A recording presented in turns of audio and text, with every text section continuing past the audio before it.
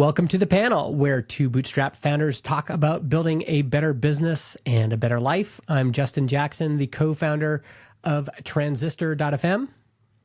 And I'm Brian Castle. I am building BuilderMethods.com. And we got lots to talk about. I've been diving into Stripe Sigma. I've got all this historical revenue analysis. I had a big, deep phone call with Jason Cohen. I think I want to talk about a bit. Lots on my mind. Yeah. But why don't we start off with some personal updates? What's been happening with you for the last 30 days? I'll get into the personal stuff just to tease the business side a little bit later. I'm thinking about monetization ideas still for Builder Methods. Some new change in thinking there. Maybe I'll get into. Should intersect nicely with what Aaron and Ian have been talking about the last few episodes on mostly technical. I think there's some overlap there. Yeah, for sure. And still super into YouTube, and I feel like I'm improving a couple small things. I can get into that as well. But yeah, personal side, I feel like this summer has been pretty eventful, probably for both of us. Took a few trips. I had some surgery like 2 weeks ago. For the first time in my adult life. I think I had a little thing when I was a kid, but oh wow, is everything okay? Everything's much better now. I was in a lot of pain about a month ago, so we'll backtrack here. Some people know that about a year and a half ago, I had shingles on my back, and it was extremely painful. It was also probably came from some stressful times in my life and career and stuff. But so that happened about a year and a half ago, and some of the aftermath of that was I had a lymph node, like an enlarged lymph node in my my left hip area. Yeah, and so it's the kind of thing that like those usually like flare up, but then they go away. This one just didn't go away, and it sort of just remained. It didn't hurt at all for like a long time. Had it checked out about 8 months ago. It's a lump. You got to go talk to a doctor. And see what's going on. It was nothing, just an enlarged lymph node. Like they were like, it's not a hernia. It's not this or that. So we can just leave it, and it's not bothering you. Fine. So then a month ago, I guess 3 or 4 weeks ago, I was just doing my normal morning workout. Strength training, doing some like squats and ab work and stuff like that, and workout went fine, but then 2 hours later this thing started hurting a lot. Oh man. And then the pain, and at first I was like, okay, maybe it's a muscle thing, it'll go away tomorrow. Tomorrow it got much worse, and then the next day it got much worse, and it just kept increasing, and it's like just super pain. Can't walk, can't even like stand up for more than 2 minutes or something. Oh man. So I go back to the doctor, and it's like that same lump, essentially. They're like, well, I guess it's time to take that baby out. So, I mean, I can just rant all day about the U.S. healthcare system. I mean, the doctors are fantastic, and the surgeon who worked on me is fantastic. Yeah. But the system, man, oh my God! Like, first of all, just being able to get in to see the doctor took me over a week, and this is like excruciating pain. Like I went to urgent care, they literally told me nothing. They were like, can't even prescribe anything, like nothing. Still get a bill for $250 just for that visit. And then I get and then it took me like over a week to even get in with the doctor to see this thing. And I'm trying to explain to them, excruciating pain, can't sleep, can't walk, can't drive. Yeah. I don't know what code word you have to say to get me in, but what's the secret code that gets me a fast pass? So finally I get in, and then he's like, okay, we got to take it out. I was like, great. Like when are we going to do this? A couple days from now? He's like, yeah, maybe a week or two. I get a call. Okay, we scheduled it for 2 months from now. I'm like, no, like that's just not going to work. You're just thinking this is going to be 2 months of excruciating pain. Yeah, I'm guessing you can't focus. You can't think. Not only can't focus, I mean, I got zero sleep for like 6 days straight. Like Brian, this is so painful. So I mean, and here we have these like massive health networks, right? So even though I spoke to my doctor in person, they've got an assistant in the office, and then it goes to the scheduling coordinator in the corporate office, and then it goes to this person and that person. And I'm following up. I'm like, look, September 26th is not going to work for me. Like, we got to get this sooner. I don't know if I got to go to another doctor or what. But like, yeah. So like you're thinking I might not sleep for 2 months. Yeah. And I'm like, so I made like 1,000 calls. I started getting super angry on the phone with people, which I don't like to do, but it's like, at a certain point you just have to. Yeah. And then like I finally got through to my actual doctor's assistant. She was like, "Oh, we had a scheduling mishap. You can get in on this Monday." I was like, "Great." So anyway, relief but frustration. Yeah, exactly. Like I can't believe like it took me being an asshole to all these different people on the phone, Yeah. But anyway, I got in and the surgery went great, and so it was like a nerve, because like the thing is like close to a nerve, so that was causing all the pain. That's all resolved now. I mean, that's the thing. Sometimes surgery doesn't resolve the problem, so to have it resolve it in a definitive way is a big win. The pain itself like went away within hours after the surgery, and then still sort of waiting on results. And I'm like, what the hell was that thing? Yeah. So yeah, dude, that's rough. And rough when you're trying to like. It's just so clear that if your health's not good, it's hard to live. And it really is. Yeah. It's one of those things you don't really value good health when you're in it. It's just kind of like whatever, like I get up, I do things, my head is reasonably clear, sometimes I'm in my 40s. I get body pains and back pains and stuff. I got some right now. I got 3 I could talk about right now. and especially people like us, we become comfortable in some pain. Yeah. And like I'm always in pain, and like I don't even talk about it. So sometimes I'm like, do the doctors understand how much pain I'm really in? Yeah. They might be getting the vibe that like, oh, it's not so bad, he could take it. Yes. Yeah. Yeah, that's frustrating to be able to talking to someone and saying, listen, like this is a big deal. And they're going, it's fine. Yeah, you're fine. Like tough it out. Yeah. Yeah. Oh, dude. Then, well, it's like, and then it's the whole like compartmentalizing thing. Like I'm still actually trying to do work and record YouTube videos while I'm like killing myself. Yeah. Oh man. Wow. Well, I'm glad that got resolved. So anything fun? Have you been doing anything fun? Anything fun in the past? We just booked a little vacation. We're going to go this Saturday to booked a lake house. Oh, sweet. New Hampshire. Going to do that for a few days. Was this last minute, or you had it booked before? Last minute. Just booked it 2 days ago. Okay. I have this that'll be good. Confusion about how people plan trips. I just messaged Taylor Otwell about this because him and his family are always doing these family trips. I'm like, dude, how does that happen? How do you get those things planned? We also did a trip about like earlier in the summer. So this is like 2 months ago. We went down to North Carolina, the Outer Banks, which is pretty funny because Ian Landsman was just there last week. Oh yeah, I heard about this. Jordan Gall was there like 2 weeks before, and I was there like 2 months. So we were there like within weeks of each other. Oh, sequentially.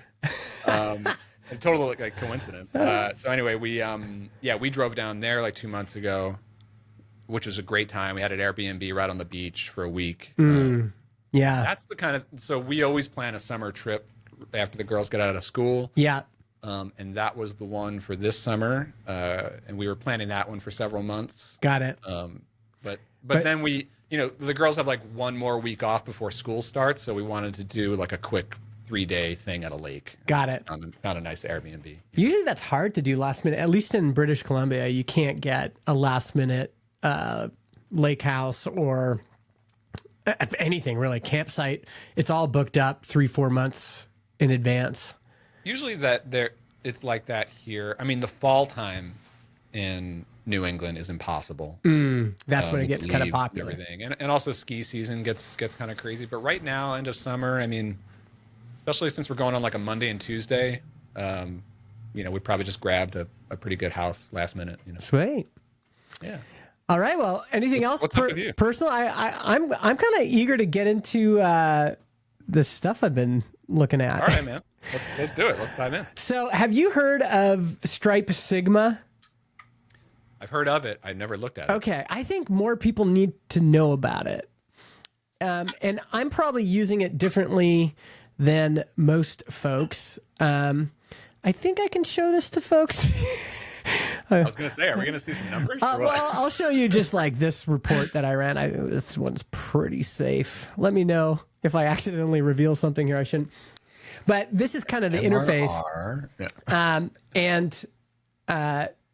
Basically it allows you to write these what looks like kind of SQL-y templates and get information out of your Stripe, everything that's happened in Stripe. And so in this case, all I've done is I'm saying I want to see every invoice for people who have purchased AI transcriptions. And so I think... And your goal in this query is to understand usage of that feature? Yeah, well, in this case, this is actually just like a weird product type. It's like an add-on, so we can't really track it in our regular reports. It shows up as one-time revenue. And so I'm trying to figure out how much revenue have we done on this particular add-on feature since we launched it. And so I think you can use, they have their own little AI thing that should allow you to generate these, but I've actually been generating these with Claude Code. Mm-hmm. And there's some interesting things I've found. Now, I'm not going to share what I've shared with you. Did you see that doc? Were you able to access that doc that I sent you?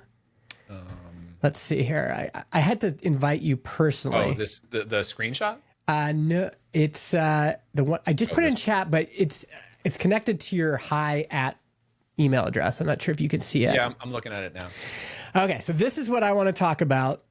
That also, I'm curious. Like, do you use something like ChartMogul as well? Yeah, I use Profit. We use Profitwell. Okay. I use ChartMogul for this kind of stuff. Yeah, ChartMogul. I think I could try. I could check it out again. In some ways, I think now this is going to change how I do things, because usually when I go to those tools, I'm looking for these kind of reports, but this allows me to create these reports in a bespoke way. I can really ask it for exactly what I want. Nice. So so for those like listening and not viewing this. Oh wait, so this is what I can't talk about on air? Well, I'm going to refer to it. And so what I've done is I did a report for year-over-year revenue growth for Transistor from 2019 on. This is something I generated through Stripe Sigma. Very, very easy to get this kind of information now. And I was able to customize it for what I wanted. And there's just some interesting things that I had never seen before. So the most interesting piece is John and I started Transistor in 2018. And 2019, the revenue that year was $320,000. I can share that. 2020 was COVID, and we grew a ton. I can share that too. It was like over 200% we grew that year. And the next year, 2021, if you look at the revenue change year over year, both those numbers for 2020 and 2021 are substantial. Like that got us a huge boost in terms of where we were revenue-wise in terms of annual revenue. And then since 2021, we've grown every year, but you can see it's in the, let's say the 15, 18% range. So year over year growth kind of exploded during COVID, and then for 2020, 2021, and basically since 2021, we've added the same amount of revenue every year. Yeah, and I like without getting too specific in the numbers. Yeah, seeing huge year-over-year growth in 20, very big in 21, I'd say there was a big drop off in, still growing in 22, but just a drop off in growth rate. Yeah. And then just a slight tick down every year since 22. Yes. The big changes were like 19 to 20, and then 20 to 21, and 21 to 22. Now, I had a call with Jason Cohen about this. Jason Cohen is the founder of WP Engine. And he is, by the way, I was messaging with Adam Wathan about this. He is just the most generous, awesome dude ever. Like, Yeah, I that's always try not to been the bug vibe. him too often, but when I do ask him for help, he is incredibly generous with his time. I think he's also just generous with his time for the startup community. He writes really a is. ton of articles. I think he does not get his due. Like, he should be the most popular person on Twitter, and he's not. Like, his advice is just unparalleled. He's definitely pretty popular, at least in our circles. And in the chat, Lewis Nichols is asking, added the same amount of net revenue. So yes, basically, big in terms of revenue change, 2021, without giving too much away, big numbers, 2020, 2021. And the numbers in 2022, 2023, 2024 are good in terms of the amount of new net revenue we're adding every year. But it's not like increasing. That number's not increasing every year. I just want to give you my quick impression of this, or maybe the question, because like this seems to me to be extremely expected, especially Yes. with your type of SaaS in market space. Like, Yeah. and I feel like this is probably very similar to not all SaaS, but many. That's exactly what Jason Cohen said. Yeah. You know, and like what I wonder about is because like, okay, the slowdown in growth, that just happens generally with most SaaS, right? Yeah. And obviously the big growth in 2020 that happened with a lot of SaaS. So there's obviously going to be a big correction for that in the year or two after. Right? So my question is, I'm wondering, because your numbers here only go back to really just 2020, a little bit of 2019. Yeah. Because you guys started way before that, right? Like Just 2018. 18. Yeah. So like, what I wonder about if there's any, see, that's still like if you had started even a bit earlier, like 15 or 16, then maybe you can see if you can normalize out 2020, if you can like exclude that, where would you have been if COVID never happened? You know? Yes. Yes. I mean, COVID was definitely an accelerant. That was for Like, sure. I almost wonder if you would sort of be in the same place that you actually are, just Yes, that's another interesting. Yeah, that could be as well. I mean, that was certainly the trend with everybody. A lot of people said it pulled forward demand. So there was future demand that might have materialized itself later. forward, right? Yeah. Yeah, so there's just latent demand. There's a lot of people out there that are like, I would like to start a podcast one day when I get the time. And then all of a sudden, COVID happened, and suddenly lots of people had the time, and they're like, that's it. I'm at home. I am going to act on this dream. I mean, from 2018 to 2019, we grew 1,258%. But the numbers at the beginning are so small that it's not as relevant, right? Going from your first year of business to your second year of business. Can we also get into the monthly signups by plan stuff? That graph? Yes. Okay. So that's the first thing.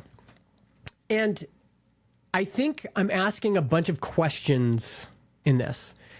I mean, basically, we didn't start hiring people full time until the end of 2021, that last half of 2021.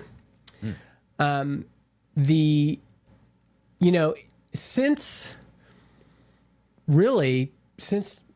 the other interesting thing about this is I would say most of the meaningful features we've added and most of the meaningful positioning we did was in 2018, 2019, 2020 and 2021, John and I were kind of like in a, not a funk, but just a little bit like COVID was happening. We were kind of, I don't think we realized how much we were growing even. It was just like, we were just kind of in like that. Business might be good, but life is not so good. Yeah. We were just like, what's going on? And so there's this interesting idea of the effort we're putting into something and whether it's generating any sort of additional revenue on the back end. And since 2021, for sure, there hasn't been anything that has like dramatically shifted the trajectory of our revenue, right? We're just adding the same amount of new revenue every year. So to unpack that a little bit, so your marketing channels largely haven't changed, like where most customers find you. Yep. No new channel emerged in these years. It's been the same. That's right. And it built on each other. It definitely, like, a lot of that groundwork was set in 2018, 2019, sure. 2020. But it's not like, in 22 you started doing Facebook ads and that adds to like nothing like that. Correct. Right? Yes. And then the other thing on the product side, my understanding, I know that you've released some pretty interesting features over the years, but nothing like that changes what people think of what is Transistor. Yes, and or nothing that has like dramatically affected the revenue trajectory. Even with AI transcription, new revenue added last year is still relatively, I mean, it's up a little bit from the previous year, but so this is monthly signups by pricing tier. And what you'll see is signups on our starter plan, professional plan, business plan, and enterprise plan. So these are number of signups. And one good thing that's happened is in the last year, signups to our starter plan have increased. So generally this chart is pretty even. We get a nice number of new trials every month, and it's kind of like clockwork. Like, it's hundreds of new trials every month. And this is kind of where people start. Most people are on the starter plan. Makes sense. This is kind of a creator type business. And there's a few people signing up on the professional and business plans. So this is interesting. I mean, from the marketing front, this latest kind of inflection point where more people are signing up on the starter plan is a big win. I attribute a lot of that to the groundwork that we laid before. So increasingly, signups from ChatGPT, Grok, Gemini, and Claude have increased. So, if you want to get, let's say you want to get 20 signups a day, a portion of those signups are now coming from all of those places. And we did a bunch of groundwork in the early years that has made that's why that's happening, is because of stuff we did before. Likewise, we're still getting lots of referrals from Reddit and from other places. So these like organic channels, content channels, SEO is still doing well. But all of that, it just started to inflect kind of this past year. I definitely see the increase in starter plans. And it was interesting how starter... So my understanding from that, correct me if I'm wrong, is that you're getting more new lower plans at the top of the funnel. It doesn't...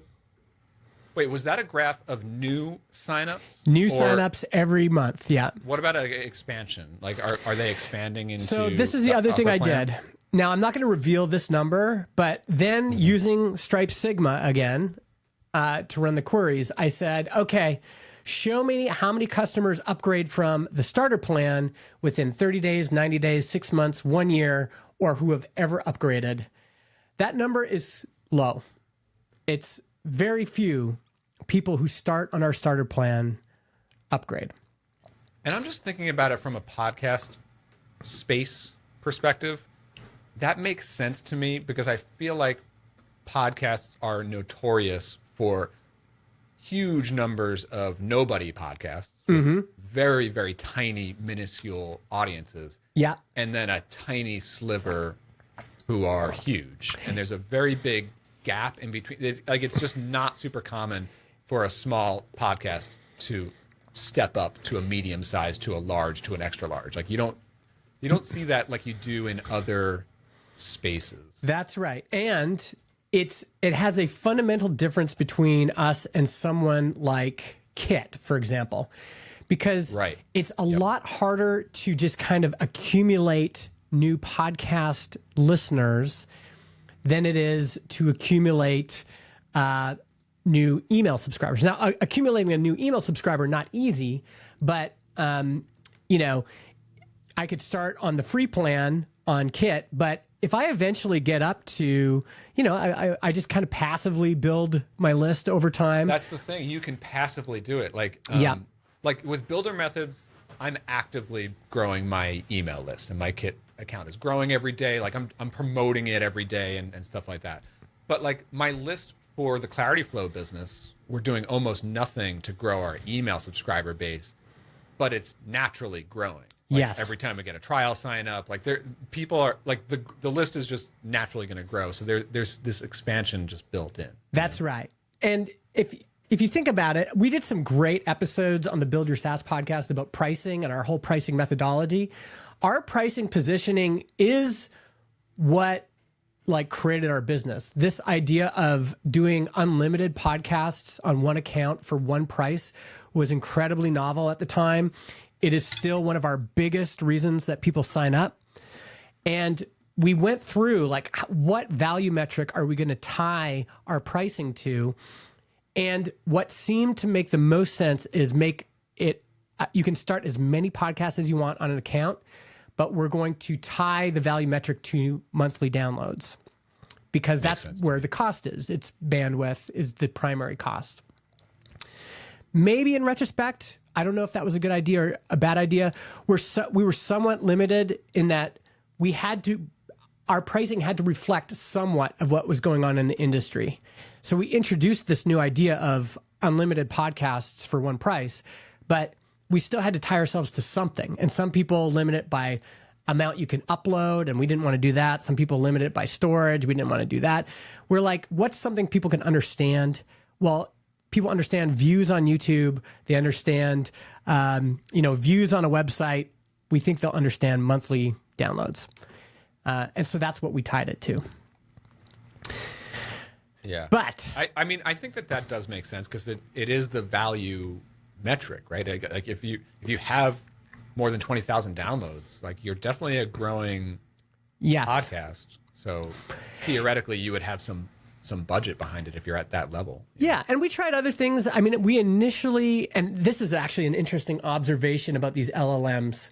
I wrote down a bunch of notes about, because I did this big deep dive into like how different LLMs were ranking us. And one thing you realize quickly is that old information about your business is cached in LLMs for a long time. So something that like positioning that you might have wanted to, like we were the podcast hosting company for businesses for like the first maybe 6 to 8 months of Transistor.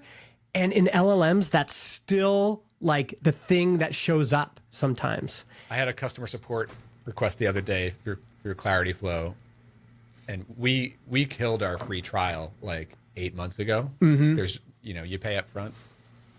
Person says, ChatGPT told me that there's a free trial, so we'd like to take that, please. Well, ChatGPT is not accurate right now. Yeah, this is an interesting idea of this, like, the stuff you have about your business gets kind of stuck in these things. Lewis is also asking if we've done any pricing changes. We have not, except we've introduced enterprise tiers because some customers did move into those. Pricing in podcast hosting is challenging. We were already on the upper end of paid podcast hosting, and so there's not a lot of flexibility for us to increase prices. Like, what do? Increase price on our lowest tier, which is where we're getting the bulk of our business?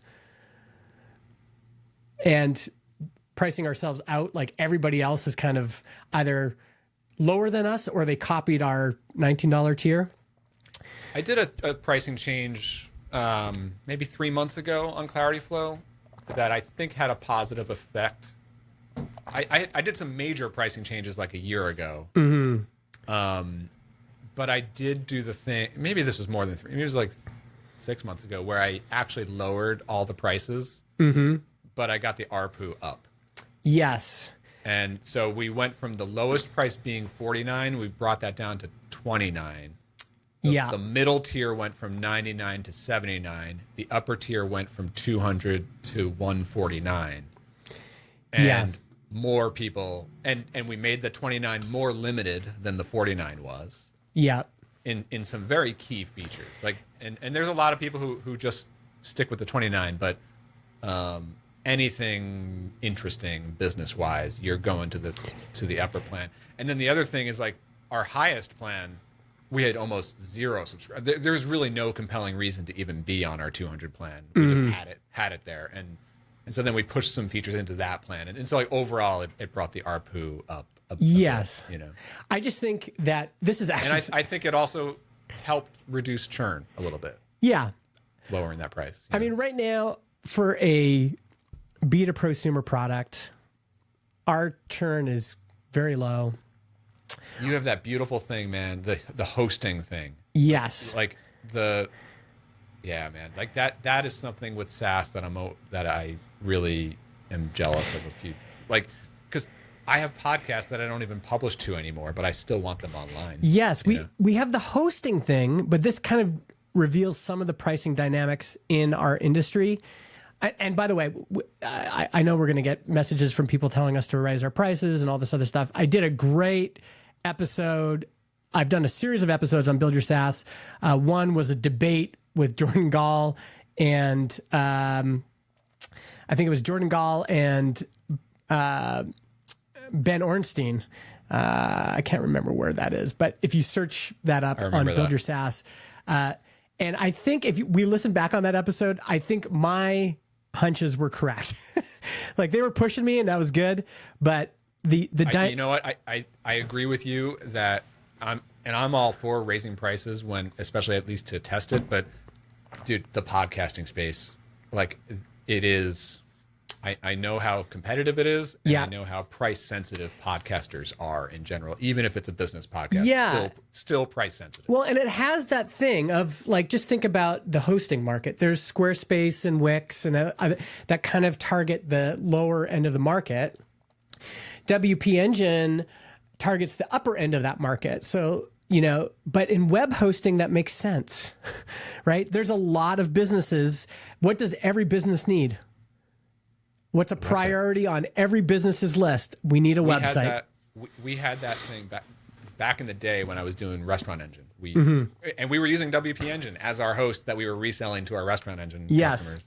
And that it was a churn, like there was no churn because of that fact, right? Yes. But with podcasting, I totally get it, because like even business podcasts.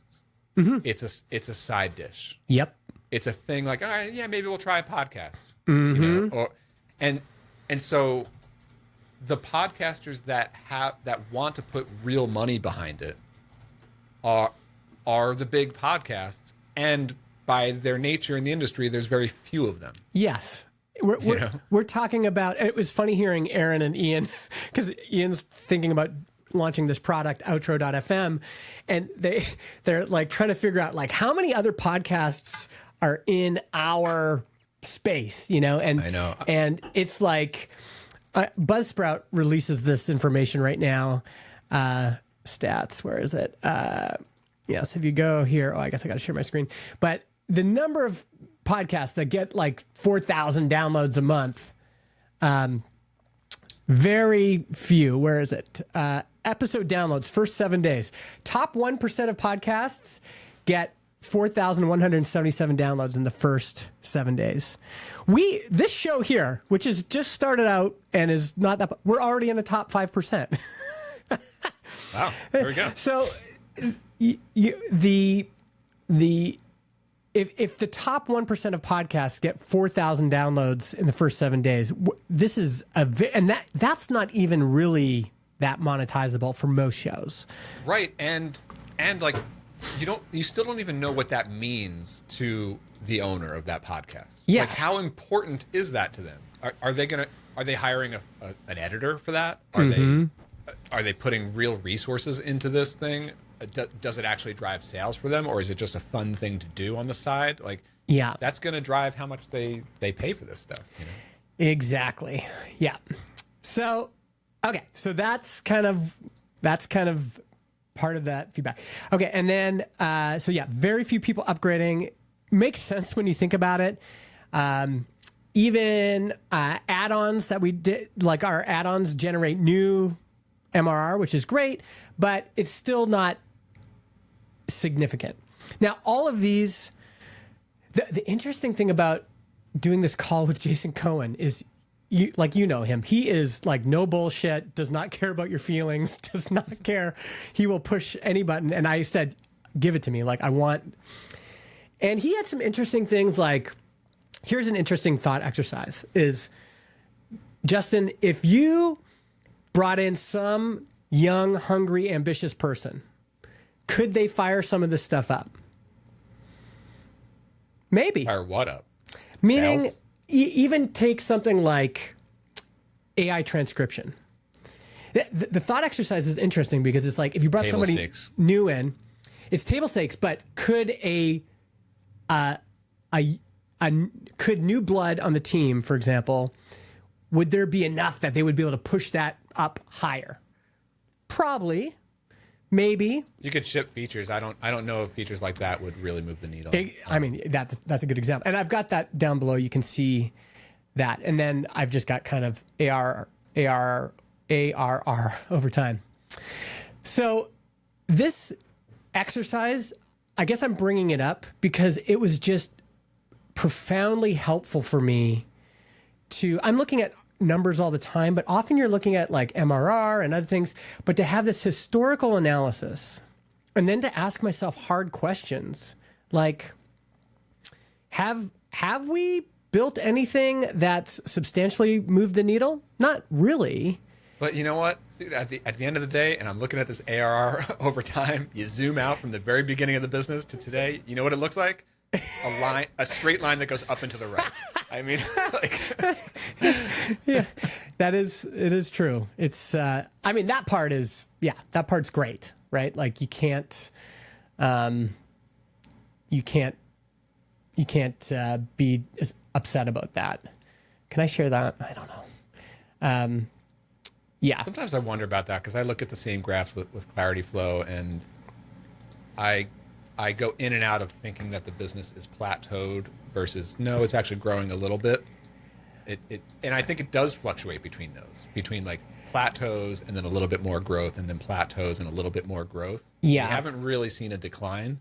Yeah, I think I can show this one. So this is the ARR graph. But when I do that zoom out on the whole lifetime of the business, overall it's still up and to the right, and even in recent years, but it still feels like, and I mean it's really not growing fast enough to be an interesting business, to be honest. But it's like, but it is, the angle of the line is still upward. You know, like that's SaaS for you, I guess. Yes. Well, and I think what's particularly interesting for John and I, something that we've wrestled with from the beginning, and I think still this is an ever-present question. People who have listened to John and I on podcasts have heard this, that, you know, once we got to 1 million ARR, we kind of chilled out for a bit. That was kind of when we it was like, I went and worked on some side stuff. John was just kind of chilling. We weren't pushing things forward that much. And there was part of us that was wondering, like, maybe we'll just do this for a while, you know? And then it was like, nothing wrong with that. But what do we want? Like, we should try something else. Like, you know, that was during COVID. We were both kind of lonely. We wanted to work with interesting people. So that's when we started hiring. And we started hiring for people to take things off our plate. So like I was doing tons of customer support. Let's hire someone to do our customer support.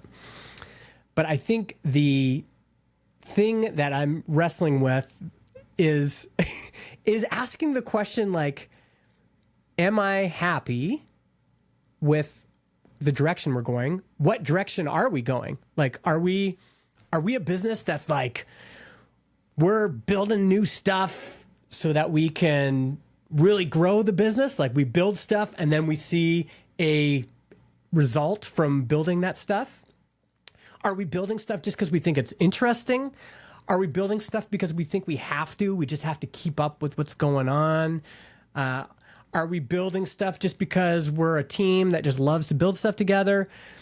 You know, everybody is motivated by different things. And I think I've been asking myself that question of, what am I motivated by? And that's... Do you and John have like, I know you guys meet up from time to time. Like, do you have like these like retreats or just sessions where you think big picture and answer those questions together for each other? Yeah, we've done that a number of times. We should do it more often.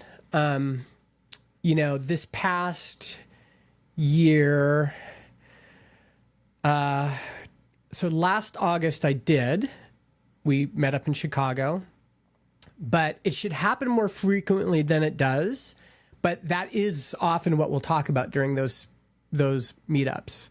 And I think it's the reason I think it needs to happen more often is because things can just change. Like things are always changing. And the thing that I always try to frame all of the questions like that around is like, what is the single big goal? Mm-hmm. And that can be very different for each person, and that can change over time. It's not always a number on the graph to reach. Like,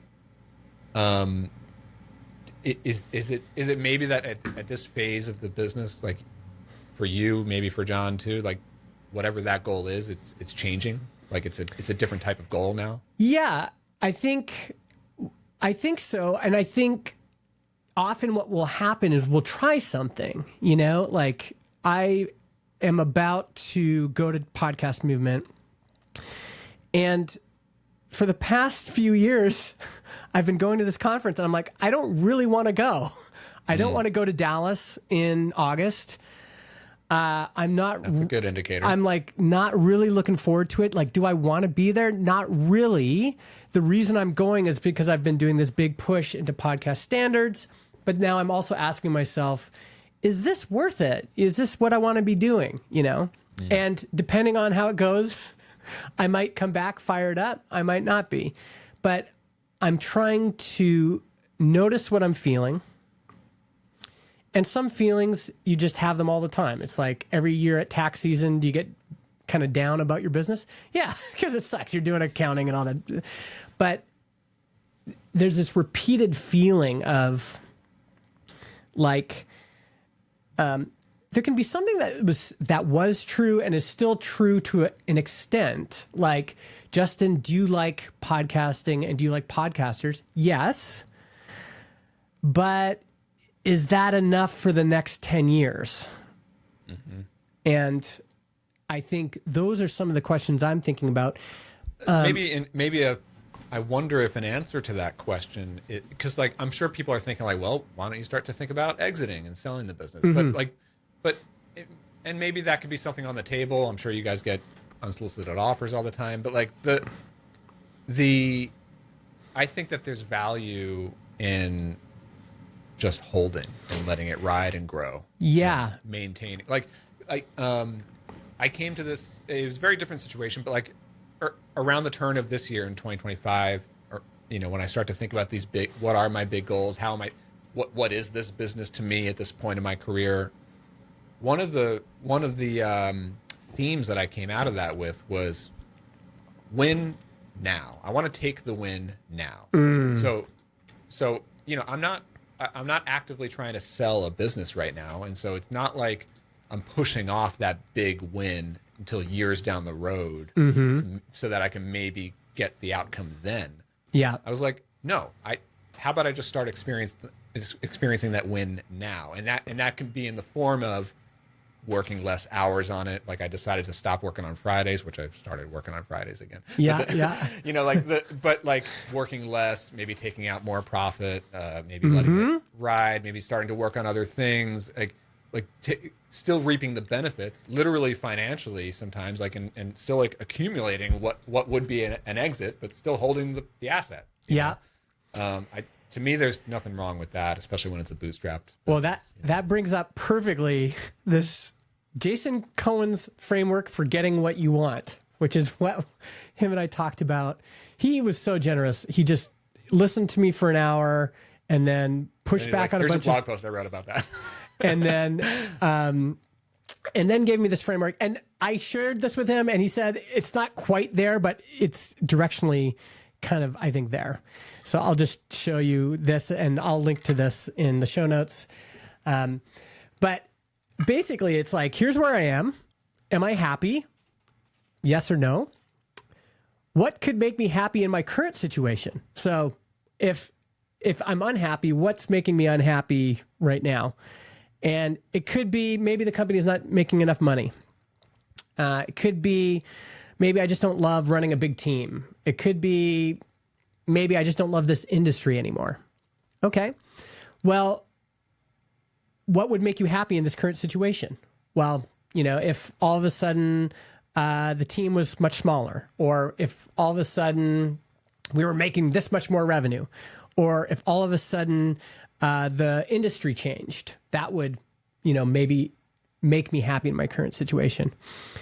And then he's got this great line, what would have to be true for this to happen? So you have, okay, here's what would maybe make me happy, but what kind of external and internal, not requirements, what kind of external and what are the conditions under which that would happen? That's right. And so it could be stuff like, well, this vendor would need to start acting differently. We would need to build a new product for the same audience, or consumer behavior would need to shift substantially. And what's so great about this part is, I think, first of all, very few people kind of ask themselves the question and are honest with them at all. Like, am I happy? Am I happy doing what I'm doing? I've been doing this in my case for 7 years. Am I happy with this? And that can change, again, depending on the year, the time of year. It can change if, there might be other factors in your life. There's all sorts of things, but it's still... And then I think there's even fewer people who do the next step of okay, I know that I'm not happy in this. Yeah. But and I know something needs to change, but actually making things change. Well, and the other thing that was interesting that came up here was, what would need to make me happy in my current situation? It might just be, I just need a break. Mm-hmm. And then what would need to be true for that to happen? Jason and I talked about this. I need a sabbatical, right? Mm-hmm. So this is interesting. And now, is this practical? What's interesting for Transistor is, if I wanted to take a sabbatical right now, that's completely practical, right? We're running, we're profitable, we got a team that can run things. Could I take a sabbatical? Absolutely. So if it's practical, then you should go and do that thing and then start this whole process again. If it's not practical, you could start asking again, well, what do I want? And if you have a business partner, you also have to ask your business partner, what do they want? And so, again, it could be a bunch of things. It could be, I'm just tired of working. It could be, so I don't want to do this anymore. It could be, I really want more money in my bank account. Like, this thing might eventually be worth 2 million or 1 million. And I want that now instead of later. Or I want a way of getting there that's practical.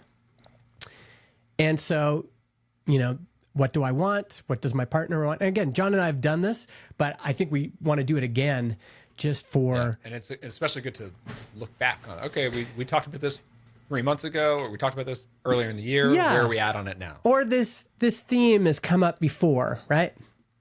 This line was so great. This is a Jason Cohen line right here. He said, and in a partnership, I mean, I also felt like he was giving me relationship advice here. But in a partnership, both partners need to be equally committed to helping the other person get what they want. I just thought That's super interesting, because it's not like both partners have to have the same goal. It's about helping each other get to their goal. That's right. I just thought that was such a great line. And I'm still reflecting on it. That is good. Yeah. And so then, what are some possible paths to us getting what we want? So you can have ideas there. And then this is the part where he was saying, maybe, he said this next part, everyone thinks it's going to be linear, and it's very unlinear. Even to the point of like, start exploring options. Does this one work? Nope. Does this one work? Nope. Does this one work? Nope. Does this one work? Maybe. Okay, let's try that out. Did it work? No. Oh, wait, this part worked. Okay, let's do that. But then, that's not really workable. That didn't work. Oh, we found something that worked. This is still quite linear. And he's like, often what happens is you start exploring options, and then you realize, you know what? Everything here is not tangible. So we need to go back to all the way back to what do I want? Because now we realize that what we wanted wasn't practical. There's no workable options. And so we got to start this progress again. You know what this makes me think of is like, because I go through an extremely similar process. I do my own personal planning because I don't have business partners. But it's exactly these questions I'm asking again and again throughout the year. I write it in my journal and think through it, including like, am I happy with this? If I'm not, what would make me happy, and what would need to change, or what would the conditions need to be? So I really write all that kind of stuff out, and then what usually comes out of that is that as you sort to get to like the right side of that diagram there, is like I start to think through options, and I start to write down like, okay, so I know what I want, I know what needs to change, so now here's the game plan, right? And I start to write that down, like, okay, so if I commit to doing this once a week for 6 months, or if I do these types of if I do videos every week, or if I build this, or if I do this strategy and I continue with it, and then what ends up happening is I don't stick with it, but it's not through laziness or distraction. It's like things on the ground change very quickly. Yeah. Right. Like I had this idea for the YouTube channel, right, which I have committed to this year, but like one of those ideas was like, I know that I'm going to be building a lot of new products, like software products this year. So why don't I kill two birds with one stone? Build the products and show the product building on the YouTube channel, right? And makes perfect sense. And I'm writing in my journal like every month I'm going to do a new app this month, and I'm going to show it on a YouTube video. Yeah. Well, what happens in practice is that the building of a real app doesn't make for interesting content. It's too messy, too boring. It doesn't like it's just going to be extremely difficult to make the video, and the video is not going to do very well. What I found was videos that do really well are scripted and thinking about a topic to teach something, and so it's not actually building a real product on screen. It's just teaching something interesting, and those things take off. Yes. So like that kind of thing like changes, like whatever plan I had. It's like, once you get into the ring, like all the planning, like you can get punched in the face, then all the planning goes out the window. Well, I think this is exactly what Jason said here. I think he'd be fine if I shared this. Let me see if I can bring this up. He said, I would add lines going back to what do I want. It would be nice if it were linear like this. And if you're lucky, it will be, but more likely there will be a back and forth. And it's important to see that as progress and not a framework failure. So like your example there of trying something out, it's like, well, that failed. So that's a failure of this framework, but it's not a failure of the framework, because that's the whole point is you're identifying what you want, and then you're identifying options. And sure, you need to he says, come up with the feasibility of these options. Like, sure, if you could come up with an option which theoretically solves for everything, that would be great. But, you do want to have a general sense of whether something seems plausible or not. And often what it looks like is when you ask, what would have to be true for this to work? That question really helps, right? So it's like, you could say, well, for this to work, I need to release a video every week. And then you go, okay, well, how feasible is that? Well, the answer might be, I don't know. I got to go try it. So then you go try it. And then you're like, holy shit, that was not feasible at all. That was exactly. too much work. Or maybe releasing one video a week has this emotional component that you'd never considered. Like actually doing a video a week, like it just kills me because, too draining. Too draining or whatever. But the like my thing with it is that like I over plan. I think through a problem. Like my problem is I'm not happy with this thing, so I know what needs to be true to change it. So the solution must be I'm going to write down a super detailed plan and execute that plan. And I think that's the wrong move too. It's like once you define what needs to change, then I feel like I'm talking like to myself here, like don't over plan. Just make sure that the activities that you start engaging with are like directionally helping, not hurting that goal, right? Yes. Like, so every small experiment, every small project that you decide to take on, which may come and go, you're going to learn things on the ground that change. Just when I'm deciding on new projects, like, should I do this project? Is it going to help my bigger goal, or is it going to take me further away from that goal? That's it, Yeah. Yeah. And he was very clear to say, like, don't jump to the thing you're trying as the goal. Like often people go like, well, what do you want? Well, I just want to sell my business. No, that's not what you want. That's a way of getting what you want. What is the actual thing you want? Well, what I really want is to have $10 million after tax in my bank account. Okay, well, that's a thing. What would have to be true for you to get there? Well, I guess at our current earning rate, if I get this many dividends, it'll take me this many years to get there. Okay, that's one option. What about selling? Is that an option? Well, let's see. For that to happen, who would the acquirer be? And you go through it all and you're like, that's not really feasible. Most businesses are not sellable. And so you could try it. Like you could go out but that was another interesting thing he said. It was just like everyone immediately jumps to selling often as a solution to their problem.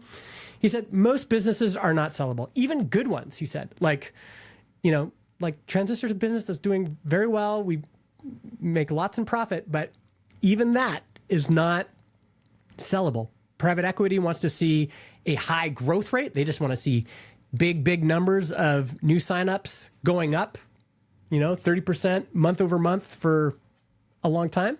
And even if it is sellable, which I'm sure it is sellable in some version. Oh, sure, yeah. The question then is like, is the aftermath, like aside from the money, like there's still the aftermath that most people don't think about enough. And they literally can't because they're not in it. And then the other thing is like, dude, the process of selling it can be such an extreme stress for months, if not longer, that like, is it worth it compared to the option of just holding? Yeah. Yeah. So I know that took a little while, but I was just pretty fired up about that. Just to have that call. It was just so clarifying for me. And, I love those strategic roadmap, like North Star questions. Yes, and just it's simple enough that I can follow it, but it also acknowledges that it's messy enough that like this is not an easy like Instagram bro, startup bro, like you just follow these 6 steps to your happiness. Like it's like no, like you've got to go through this process, but it's not linear. Like you're going to think that what's going to solve your problem is, and we can hear this all the time on these podcasts, right? It's like when you and I are listening to Ian and Aaron, or people are listening to us, they're like, the people on the sidelines are like, well, you should try this or do this or whatever. And the truth is just that life is messier than that. Like the factors and the variables are more complicated, and what we think will get us there isn't always what gets us there. Now you still got to you still got to make plans. You still got like as much as it's interesting. Yeah. I mean, I could sort of go through a version of that whole thing from what I'm thinking right now with builder methods, because it's like, let's do it. So because I'm active. This is my primary number one focus is building BuilderMethods.com. Yes. So this is my new business that I'm really trying to take a big swing with, right? Let me see if I can duplicate this, and then I'll. Oh yeah, here we go. I'm gonna create Brian's. So like the current state of this business is, I feel like for the first time in any business that I've ever done, I've started with the marketing channel first before I even know what the product is. And I feel like I finally, with YouTube, I finally found something that works for me in terms of like it aligns with all my strengths. I found a way to actually get consistent exposure to more and more new ideal customers for this type of business. Yeah. Right? Can we pause first? Can we just get, first of all, what do you want? What's the thing that you're aiming for? Overall big picture is I want to get back to a state of security and sustainability with a business. I feel like I'm halfway there right now. There's still a lot of the main stress in my life and in business is that the revenue that comes in now is very choppy. Half of it is consistent from Clarity Flow, and the other half is good cash that comes from like some consulting projects and stuff. But those come and go very quickly because I do like these relatively short MVP contracts. I've got and I've got a developer who helps knock them out. I do them extremely efficiently, so I'm actually able only to spend like a day or so on each project, and I have the rest of the week to work on builder methods. So that's good. But that's not the business that I'm not trying to build an agency here. I'm trying to build builder methods. Yeah. So just to flesh that out a bit, that looks like maybe more passive is the only word I can come up with. Like more like regular revenue that's just coming in. Predictable revenue. Yes. And it doesn't have, this is not going to be a SaaS business. Builder methods. But the ultimate, the short to midterm goal is to eliminate consulting, like just that's no longer needed. Get rid of it. And Clarity Flow it becomes sort of just like a nice icing on the cake. Like who knows what will happen from it? But right now it accounts for like the only predictable income that I have, and it's only part of it. Yeah. So the main goal with this business is to get it monetized to a point where I know on a predictable basis, or at least on like a baseline basis, I can expect this much revenue because I'm getting this many new customers who are paying this much for these predictable products, and I have a predictable funnel that sells those products on a recurring base, not on a repeatable basis, and then that's an entity that I can grow. Like the first goal is like just get it to survivability, like get it to that baseline on its own. It's paying my full salary. That's goal number one. And then it's like, okay, now I've got something to work with. How do we double and triple this revenue and make it a real growing business? Yes. I'm thinking a lot right now about like how do I achieve that short-term goal within the next 6 to 12 months, and then something to really grow it in 2 years and beyond. Yes. And this is one of those things where I'm starting to figure out what kinds of things I need to say no to. Like one example is like now that I have a lot of, I get a really pretty consistent lead flow now. Yep. Through YouTube. So every day I'm getting anywhere from 20 to 50 plus email subscribers a day coming off of the YouTube channel over to my email list. Yeah. And I'm getting very regular inquiries, just people inquiring about coaching for AI, like building with AI. One learning from that is there are a lot of people who are asking for solo coaching, and I give them my rate for a single session, and not many people convert on that. So there's some price sensitivity, more, I guess you might think of them as more beginner level. I'm also getting inquiries from teams. I had a call with a guy who runs a huge team, like 400 developers, and they want me to come and like speak and coach and do a dedicated session for their huge technical team on how to leverage AI. Now, and this is something that I feel like I could probably land, and maybe I can help them in some way, but I'm also kind of intimidated because I'm like, I've never even worked at a company that large. How could I consult with a company, you know? Yeah. But also like I'd obviously be charging a lot of money, and I would need to commit a lot of resources and time and effort to make that a solid thing that I can offer this company and maybe other companies. But I feel like that's something that I'm probably going to either decline or do a very limited version of. I'm not sure yet.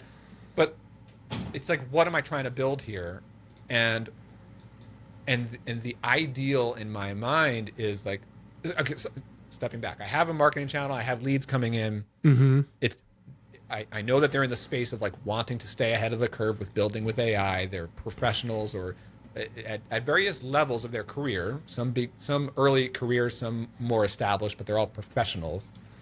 And I'm promoting some potential new courses on Builder Methods, a Claude Code course, a Cursor course, maybe some other courses. So I have email signups for those with some surveys on the back end. And I get those signups every day as well. I get some survey responses every day. So there's definitely interest in those courses. I expect that this business will involve courses to some extent as a big part of the revenue. The question becomes, in what form should all of this take? Yeah. And my thought earlier from a few weeks ago was, okay, I'm gonna create a lineup of small, just-in-time courses. A relatively short Claude Code course, a short Cursor course, and then a few more courses beyond that. And each one might be priced at a couple $100. You can pick the one that you want to learn this weekend and go with it. And hopefully I'll just have enough volume that I can just keep selling one-off of these courses, maybe sell a package of a couple of courses.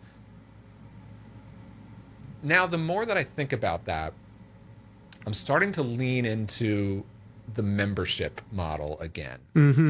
And we talked about like community, and community is not really a huge strength of mine in terms of like being a leader, like cheerleader for starting a new community from zero. I do have an audience now that I can potentially start this community with. And I have the Agent OS product too, which is a free open source thing, which is actually getting a lot of traction right now. That's another whole thing, but it's like under the umbrella of Builder Methods, and it's bringing volume, it's bringing action into the business. Yeah. And I get a ton of questions about it and like support, and it's a free thing. So I'm trying to figure out like, what is the paid thing that I need? I need to start monetizing this business. Right? And so, but my thought with a membership is make it like, yes, there will be a community aspect to it, but instead of selling, because I like my hesitation with a membership is like, I don't want to just sell it as a community because I feel like I can't deliver a quality community because I'm not a community guy. But if I make the membership more centered around your access to the courses, so I'm not going to sell the courses one off. It just, if you want a course, you buy a Builder Methods Pro membership, and that gives you access to all of our courses. Yep. Right. And so that's the thinking there is like make the course content and maybe whatever other resources like advanced guides to using Agent OS or advanced support for Agent OS, like maybe that's built into it. And by the way, you get access to our community chat too. That is that forms like a value proposition. And then the nice thing there is that like I don't need to promote each individual course individually. I'm just always continuously promoting Builder Methods Pro. Like every promotion, every marketing angle is pointing towards like, I sell one thing, it costs this much per year, it's Builder Methods Pro, you get everything that I do. Okay. I think let's just pause here. I just want to, let's, I've been trying to put this into Jason Cohen's framework here. I don't know if I did a good job, but let's just kind of walk through it. Cause I think there is what's interesting about it is I think it's clarifying for some of these like what if questions. So here's where I am. Am I happy? No. What do I want? State of security and sustainability with, money, more predictable, regular revenue coming in every month. Yeah. On what do I want? I want to add one more point to that, and that is like the nature of the work that I'm doing every day, every week. That's a big one for me. Like for me, that's extremely important. It equally, if not more, than the money. Yes. And that is like I really don't want to be committing to heavy amounts of coaching engagements or calls or even like scheduled community things. Like I'll do occasional workshops, maybe some office hours and stuff, but I don't want this to be like, you buy this membership, you're going to get me every Friday on this call. Like, no, like I highly, highly value deep work, creative work. So creating, building apps and creating videos for YouTube. Like that's how I want to be spending most of my time. And then 20% of my week can be some asynchronous interaction with my customers, but the bulk of it has to be quiet, creative building. I mean, that's so clarifying. Even that right there, sometimes to ask what you want, you have to say what I don't want. What don't want. The other thing, and also just the other thing about selling it as a membership is that I could sell the same product to individuals and teams. So like, let's say the thing costs $500 a year, a solo buys it for that. There could be a team license, get 20 seats in the same thing. Yeah. I mean, and so is there any other, so we put like, actually right now, it seems like, what are some possible paths for you to get what you want? Membership is one. Is there anything else that would be on that list? We talked about this in a previous episode. It would be like sponsorships on the YouTube channel and in my newsletter. And I expect I'll do those, but I think it'll be in the category of like icing on the cake. Yeah. And then I guess there's one more, and we talked about this too, would be like the occasional cohort. So like twice a year, because I think I would want to do this too, where it's like, because I think that the membership alone might not get it there financially. Yeah. Because like there is an upper limit to what you can charge for this type of membership in this space, I think. My thought is like anchor it to like $500 a year, and the early members get it for a bit less than that, and that's that. But like if there's some mechanism where the most engaged members, especially the ones who have budget to spend, can join $1,000, $1,500 thing for like an intensive 6 weeks where we're building together. I'll do that twice a year, and like that adds a chunk of the annual revenue. I mean, this is why it's so funny because in the comments, some folks are saying, maybe you should just start by building the course content, and I think that's actually that is jumping the horse. Jumping the gun, jumping the. Putting the horse for the gun. Putting the horse before the cart. The cart before the horse. Cart. We'll put the gun in the cart. And then the horse is shooting the gun. Got it. The asking what you want, and then even like continuing to add to this and really go, okay, is that what I want? And testing it and thinking about it and feeling it. This is so important because then it's like, okay, what practically could I do to maybe get what I want? And then you start listing them out. And then the next question, of course, is what would need to be true for this to happen? So in order for this to work, actually, this goes over here. So you would have to stop consulting. Lots of devs need to be stressed out about AI. Courses would need to sell regularly without continual launches. Devs stressed about AI would need to want a membership without a community aspect. People would have to want to pay the price for cohorts to make them worthwhile, right? There's all things that would have to be true in order for these particular paths to work.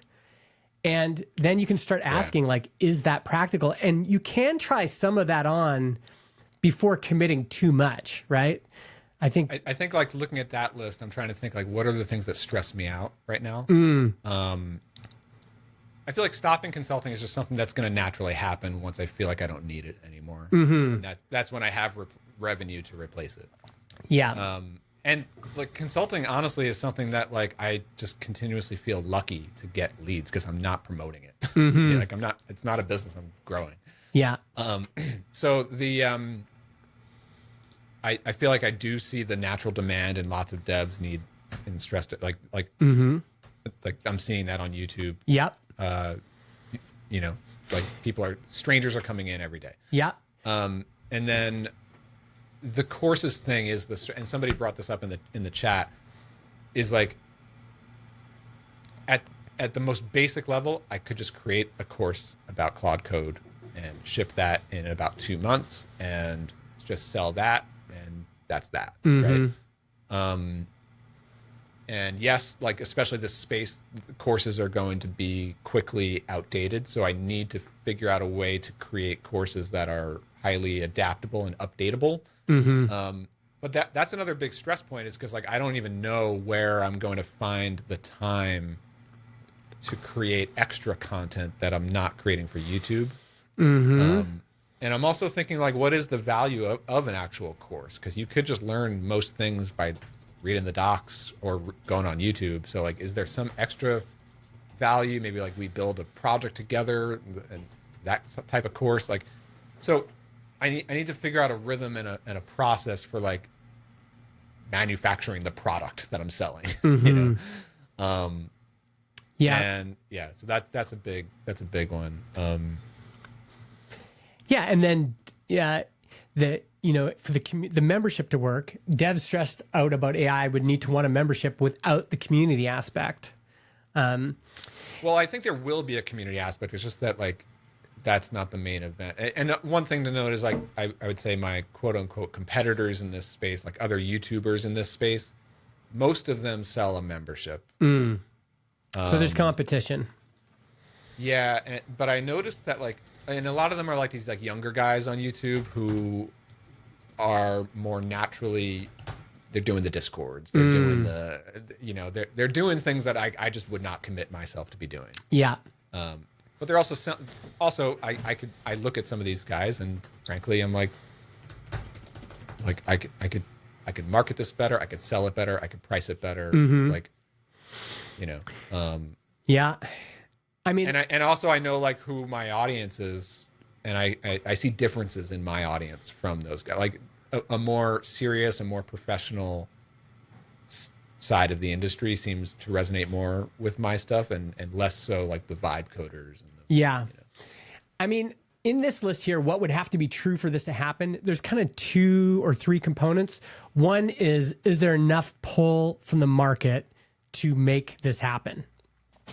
And then the second part is it tangible, realistic for me to be the one that delivers this? Another dynamic would be, does that path involve things that are going to make me deeply unhappy? There's just all this extra stuff, I've been really getting into this pull framework I've told you guys about from Rob Snyder. And it's so simple. It's just, is there a project on their to-do list that's unavoidable for some reason?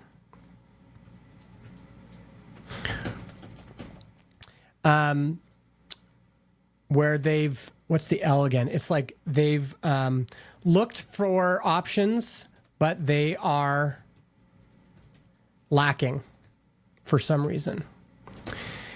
And I think this is one of those things that you could use to help determine like what would have to be true for this to happen? Well, there would need to be pull. So is there enough devs out there for whom this is a project on their to-do list? Like, I've got to figure this out. I've got to figure out how I'm going to use Claude Code. I'm getting left behind. I'm stressed about my job. I think there is a lot of those devs. The second part of that would be, is there enough of them that is there enough of them that aren't just going to go to the young YouTubers who are doing Discord and everything else?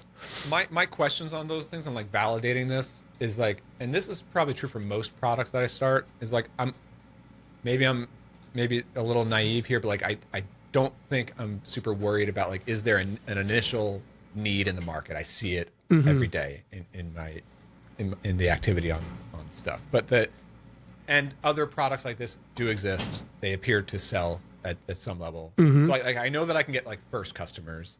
My big, or I don't know for sure, but I think that I can. My big open question seems to be willingness to pay, or like how much they're willing to pay. Because another part of this is like, I really don't want to do it as a monthly membership. I think I only want to sell it as an annual membership.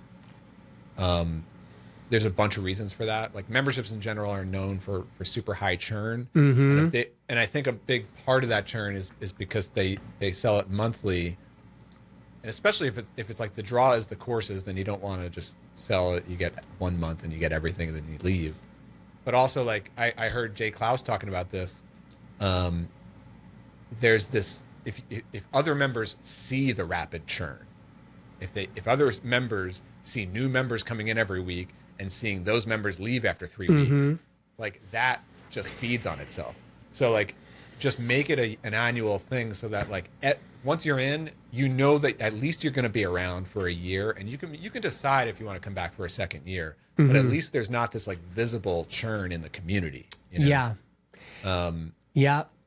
And then of course the financial, like you get a year's worth of revenue up front. Like, you expect, like Jay was talking about how his is like 2/3 of people stay. So, 66% will stay. And with a membership like that seems to be like a benchmark. And so I'm running all these like projections out in like with ChatGPT as I'm doing these like strategic planning stuff. And it's like, okay, assume that's the benchmark.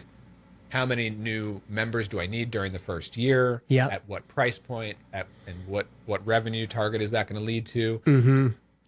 And it's like, if I'm trying to play it conservative on the question of willingness to pay, like if I'm finding that this audience really won't pay more than $300 a year for a membership, or $400 a year, then that might be the upper ceiling. And so then it's like, okay, well, how far does that get me on like an annual revenue target?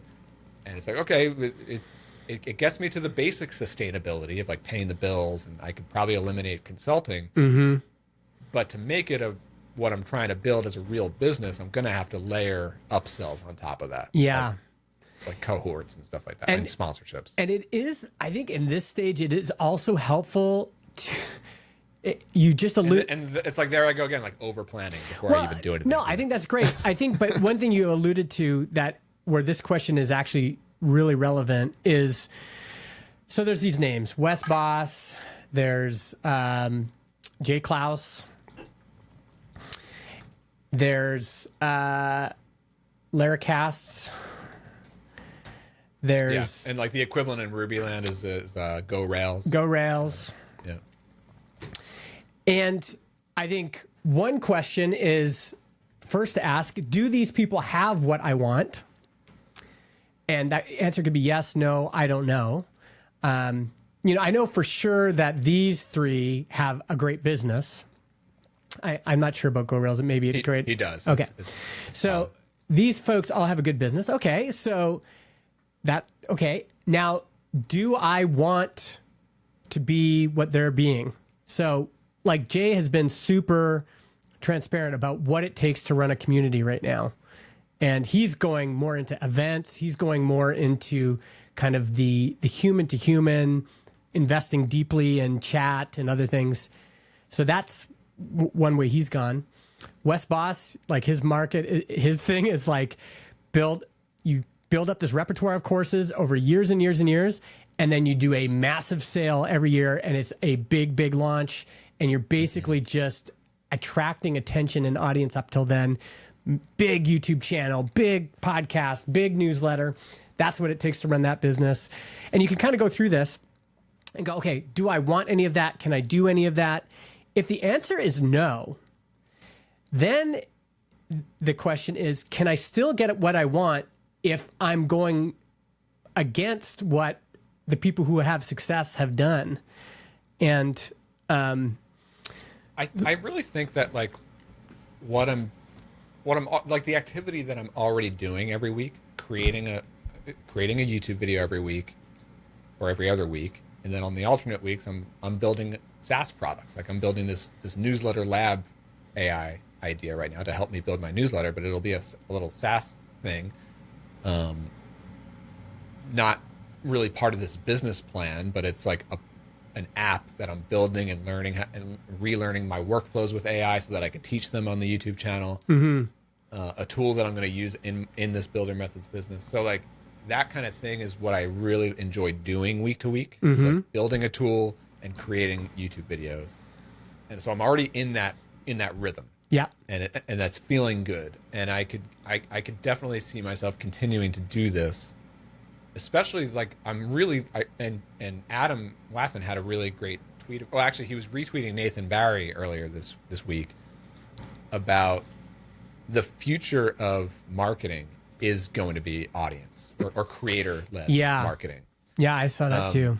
And I just really agree with that. And I know that like not every person, every business founder is like naturally aligns with being the public-facing on-camera creator type. I get that.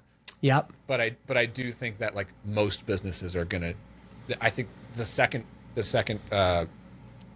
reality of that is most businesses are going to need to be sponsoring creators or hiring creators or buying them out, and because that's really the only in my experience, that's the only marketing that has broken through on a consistent basis among all the noise. Because I feel like everything else before that for me has felt like a hack or felt like sheer luck or a tactic that runs out pretty quickly or just feels like forcing it in some way, and without results. YouTube is the first one that like, yes, it's a ton of work, but it's exposing me to new people every day. Yeah. So like given that, I really like the idea, just in general, of investing in a business that grows my audience as a creator.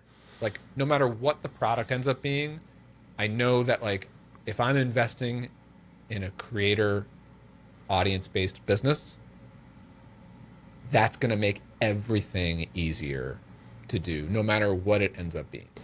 As long as you can't, for that to be true, and it's a ton of work. But like, yeah, for that to be true, for that to be true, you still have to figure out what the product is. That's going to be the challenge, I think, because you can have.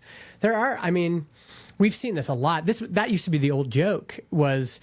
This dude's got 500,000 followers on Twitter, but he can't monetize it at all because it's a Twitter. I feel like that, and you see this a lot with YouTubers, like millions of subscribers, and they either burn out or they quit YouTube, or they can't do it. And I think the common theme among most of those is that their audience are consumers, and it's a topic space that's just it's not a high budget customer. Yeah. Right.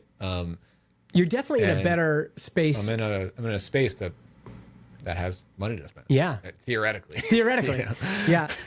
Has anything like on the BuilderMethods front, has anything worked in terms of, because you did launch one course, right? No. Oh, you didn't launch one course. The only thing that from a product perspective that I've launched is Agent OS.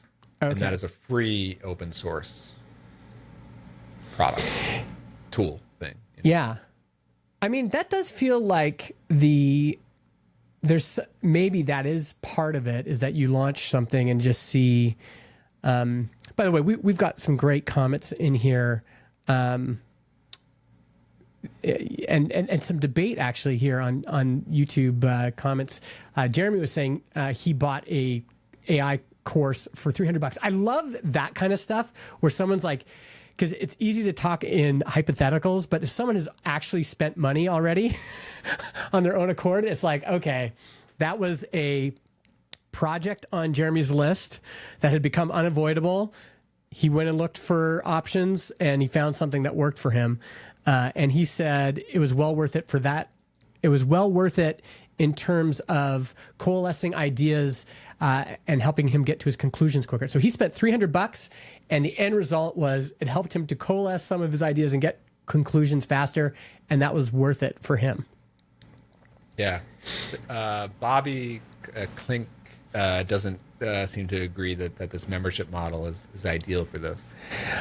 On that thing that you're highlighting there about annual memberships are hard to sell, like the idea of requiring a subscription seems to be a turnoff. To that, I would say, I don't even think of selling this. Yes, it is a subscription, but I would expect that most buyers would think like, well, I'm just buying a year. I'll decide if I want to continue for a second year. You know, but like a year, like I buy annual memberships to things where I'm like, I'm probably only going to be in this for a year, but it's worth a year. Yes. You know. Yeah. And I think that's where, like, honestly, like things like GoRails and Laracast, I know that those are fantastic businesses, but I've been members of those, and like $29 to get access to everything, and then you leave after a month, because like to me, like that they are like leaving some money on the table there, or at least they're leaving a little bit more. They have fantastic loyalty as it is. But I could see how the churn happens in that business. Yes. You know? Yeah. I mean, we know Wes Boss has a great business.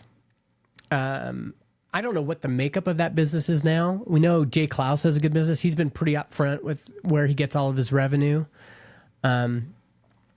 So these things, and we know like there are the project on the list piece is so important, because I think then what you offer has to fulfill that thing. It's like the project on the list might not be go get a course. The project on the list is like, I got to figure this out because my career depends on it. I'm really fucking scared. Everybody else is going ahead of me. I'm getting massive FOMO every time I go on Twitter. I don't know what the fuck anyone's talking about. I tried it once and it didn't work. Like, that's the project. You know, that is the general vibe that I get from most people in the audience and the comments and the emails that I get. Yeah. And so I think that's why they're joining my newsletter and watching the channel and stuff. But so then again, like another reason why I like this idea of a single pro membership, annual price. It's the only product that I generally offer. I think of it as like Amazon Prime. It's like, I might as well pick up an Amazon Prime membership because I'm probably going to want at least some of the benefits that come with it. You know, and so I want it to be the kind of thing where it's like, I consider myself a pretty serious developer. I'm making a career of this thing. Like, I should have a BuilderMethods Pro membership because that's what professionals do. They get their Pro membership. It's like an ID card. Yeah.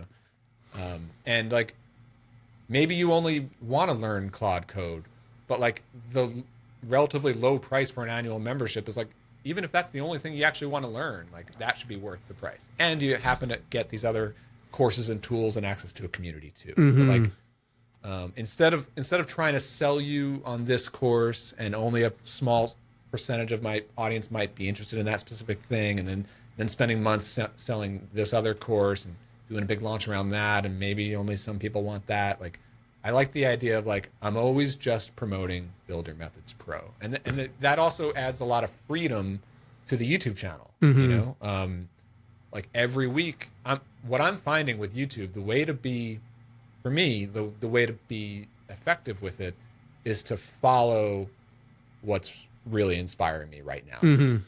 You know, like I could have a long list of ideas, but if I'm gonna do the one that I'm thinking about a lot this week, whether we like it or not, like that's the one that's gonna come out. So I just like that freedom, of being able to create. And I think that's what great content comes from, and gets the results that you want. So I don't want to have to think about like, okay, this month I'm launching a cursor course, so I have to make all the videos about cursor, you know. I do like the one offer. I think what people are looking for though is community. I think they're looking for somebody. It's like, if it was me, I'd be like, I want to get into a chat with a bunch of other smart people that Brian has curated, and I want Brian to be there too, because I'm already messaging you. Like there's already behavior that people are doing towards you. Like I message you in Telegram about Claude stuff, and I'm like, have you seen this? What do you think about this? Like, I can imagine there are a lot of people in the audience that want to do that with you as well. And if you're not super excited about that piece, I wonder if I think I'm excited about it because like I participate in communities. You know, like I'm a member in some. Yeah. Most of the time I'm lurking. Occasionally I engage. Yeah. Especially if somebody tags me on something. But sometimes I have a question that I want to get people's feedback on. But like, it's like, if the community just existed, I would love that.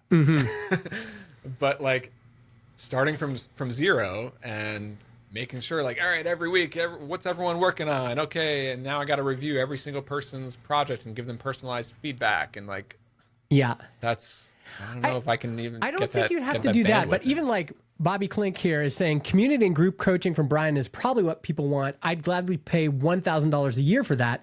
And I'm not even your ideal customer. I mean, who knows if there's a number of people like that, but $1,000 a year, that's an interesting number. And there's something about that is, you know, could you get, I mean, that number's so great because then you can instantly, it's like, well, to make that worthwhile, you'd probably want at least 200 plus people. You know, I'm always like very, I'm constantly aware of how much time I'm spending on activities in my week. And for better or worse, like maybe I don't know if this is a good habit or a bad habit. Yeah. But I'm constantly like, not exactly to a number, but I'm thinking about like, am I doing something right now that is worth my time? Or does this feel like, like for example, customer support with Clarity Flow. Yeah. Right. I try to keep that to a minimum in terms of like, how many minutes am I spending on this every day? And I have systems in place, like my developer helps with some of it and we automate some of it. But at the end of the day, I'm the one responding to most customers. Yeah. And if it's a super quick question and maybe my developer answered most of it and I just need to press send on it, great. If it's a customer who's asking for like a strategy session for how to design their coaching business on Clarity Flow, like you're really asking me to like coach them and like inspect their account and spend half an hour like digging into it, and I'm like, that's not worth the $29 a month. Yeah, I think you could. You know? I think you could create expectations. What do you tell? But it's like customers like that. It's like, what do you like? Go away. Like I'm not going to say that. Like I got to tell them something. You know. So if I think about it in the BuilderMethods context, I would love to just have a general chat. These are my people anyway. I already talk to people about product all day. It's fun for me. So that's exciting. But it's when I'm selling access, like a commitment to like, you bought this thing, so that entitles you to get my direct focused energy on you and your question. Yeah. Like maybe there's a tier for that, but I don't know if there's a time slot for me to give that kind of energy. Yeah. You know what I mean? I think it can look different ways. Like Jay Klaus has been really good at setting expectations. I think he's pretty clear to say, you know, our chat, that's where everybody helps each other. And I'm just a participant along with everybody else, but I'm curating that group. And then once a week, I'll jump on a group Zoom call. We will have a topic. I will present on that topic. There will be Q&A afterwards. And that's kind of where it ends. And then he also has hired other people to help him as well. So enabling other people to be like, if there's someone, and you're good at this, you're good at finding people. And so there is a world where you also find a great community moderator or whatever, and they are just like the expert at curating this and making people feel heard and creating those connections, telling people when their behavior's bad and, all that kind of stuff. You could potentially outsource it. I agree with that. I like that because it's also like, I think about it. The reason why I'm more open-minded to this idea of a membership and a community in there is that, like, at the outset of it, at the launch of it, it's really more about the courses or the first course or two plus a community. Yeah. So the community is going to be pretty quiet, like most new communities are. But at least at least the main thing that I'm selling is the courses. So that sort of like justifies the price. But then, but through months of selling that, we accumulate more and more members, more and more activity. Now there's some natural chatter that happens, so that's good. But then out of that, it could get to a point where it's like, okay, now I have some revenue. Maybe I do hire a part-time community manager in this. Yeah. Or somebody in the community already wants to step up and be a leader. Yeah. I want to challenge the course thing a little bit. Maybe I'm just burnt out on courses. I've made my own courses. I think if it was me, I would be considering the cohort thing first. Like that's what gets you into the community. You pay this amount, cohort-based thing. This is for old developers who are older than 35, who are feeling this pain. And we are going to I'm going to do a 1-week cohort. You're going to show up every day. It's going to be day 1. We talk about this, day 2, this, day 3, this, day 4, day 5, day 6. And then you're in our community chat and, you get the first year free, but after that, you got to pay to continue to be a member of that. There's something about that I think could be better even and less work. Just like courses to me are such a large amount of work. And yeah. That was actually my first thought. Yeah. A few months ago was like start with a cohort. I have a couple of hesitations with that because like I feel like I'm still very much learning and developing the things that I teach. Even like the app that I'm building right now, like I'm building it in a completely new way from how I've built apps before. Very much AI first, and like there's still things that I need to develop, like best practices and frameworks that need time to settle in. So I feel like I don't have a solid framework that I can build a whole cohort program around yet. I guess that's one thing. I think you actually do have more than you think. I think you could do a 1-week cohort on using Agent OS. And I think you could already, you've told. But even that is like very young. Like it's less than 2 months in. I'm already, like, I have a lot of GitHub issues and PRs and people, and I'm using it every day, and I'm finding where the holes are, and I need to like redesign parts of it. Like it's an open source project that is like it's in its infancy. My inkling though is that if you're going to do this as a business, you're going to have to get uncomfortable with that reality because it's moving so fast. So the state of the state of tech, the state of AI is never going to slow down enough for you to ever feel like you're caught up. That is very true. I think what people want is they feel like they're drowning, and you literally have the one life raft available, and you're like, well, the life raft could be a little bit better. I'm like, well, let's just throw people the life raft, get them on, and you could be very upfront about this to say, listen, we're doing this 1-week cohort. Here's the price. First time I've ever done it. It's going to be a bit lower this time because of this, but I know you guys need a life raft, and I think I've got a actually great initial solution. I'm going to help walk you through this because there's a lot of people who have checked out Agent OS and have not used it yet, or they used it once and they're like, whatever, or they've used it and they have questions about it. And I think you could just address all of that. Say, hey, I know a lot of you have checked it out but haven't started using it. I know a lot of you are trying to figure out how to implement this on your team.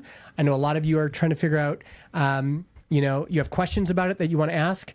and I'm making myself available on September 1st to September 7th. You join the cohort for this amount of money.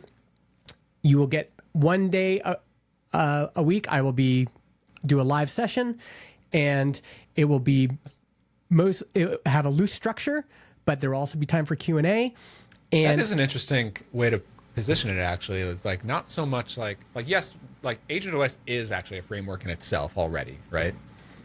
Even though it's still evolving, like it's a pretty solid thing. I use it every day. Mm-hmm. But you do open my mind to this idea of like, okay, maybe it's not like the be all end all flagship cohort program, but a 1 week, like almost like an office hours cohort. Mm-hmm. Like, yeah, you get some community with some other users. You get me every day. Not private, not one-to-one. No. But office hours, whatever, like 2 hours a day for 5 days straight. Mm-hmm. Here's the price. Yep. And maybe I do that a couple times, like once every month for 3 months, right? Yeah. Like I think I could do this. And like I don't think that would be the end thing, but like as a starting point, yeah. first revenue. It would get you there. Like for instance, I think I don't really even have any expertise in this, but I think I could do this successfully. There's a lot of developers out right now that need help getting hired. And I think I have enough good ideas along that line. I could say, we're doing a 5-day cohort. It's $500. You show up every day, and I talk about different issues that are stopping you from getting hired. I talk about the realities. First day is just going to be, here's the realities. Everyone's getting 1,000 applications. Yours is getting cut right away. Let's fix it. Day 2, you guys aren't solving the boss's problem. Let's just talk about how you solve the boss's problem and how you communicate that in your thing. And again, I'm not the perfect expert, but I think I could offer enough value. And there's so much pain around that right now. People are just looking for any sort of release valve that I think you could, because it's like I could like come up with a 15-minute slide deck for 5 days. Yeah. And do like 15 minutes and then like an hour of open QA. Yes. Do that every day for 5 days. I've done this a number of times with different things, and I found it very, very good. I was honest about what it is. There's just a lot of pain. Even somebody. It's also a good way to like filter the broader audience. Like, okay, these are the people who are raising their hand and they're serious. That's and it doesn't preclude you from selling them something later on. So you do that whole thing. You're getting all this customer feedback of like, here's the struggle. I need this. Okay, hey guys, it's day 5. We accomplished a lot the past 5 days, but over these 5 days, I'm realizing a lot of you are struggling with this. So I'm going to go back into my lab and I'm going to work on something that's going to help you guys get, and it might be another cohort. We're going to do this again in a month. And I know you guys still need help, and I'm committed to being the one that's going to help you get there. Okay. So this changes everything. I like this. It only took. This is a 2-hour one. The good stuff comes at an hour 51.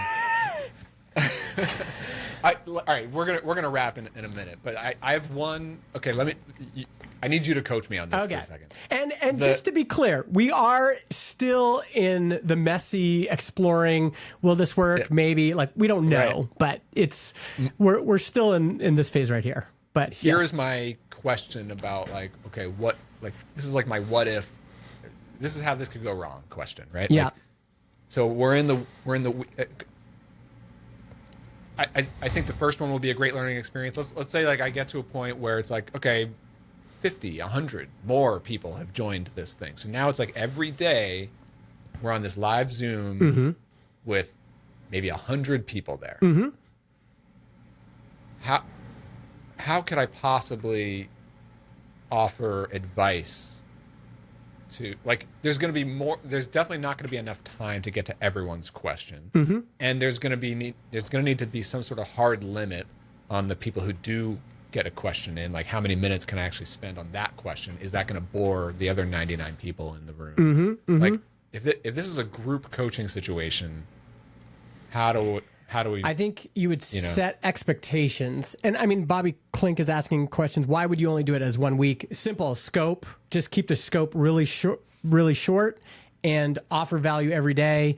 Too long, I think, for initial thing would be too much. I think you just want to. Yeah, like I just can't commit myself to 6 weeks. And I just have so many. You're thinking about it as a emergency conference. Like, okay, guys, the industry's totally been upended. Everybody is like, what's going on? It's like, we need to have an emergency conference. I mean, and you could literally do this for every new release. GPT-5 is out.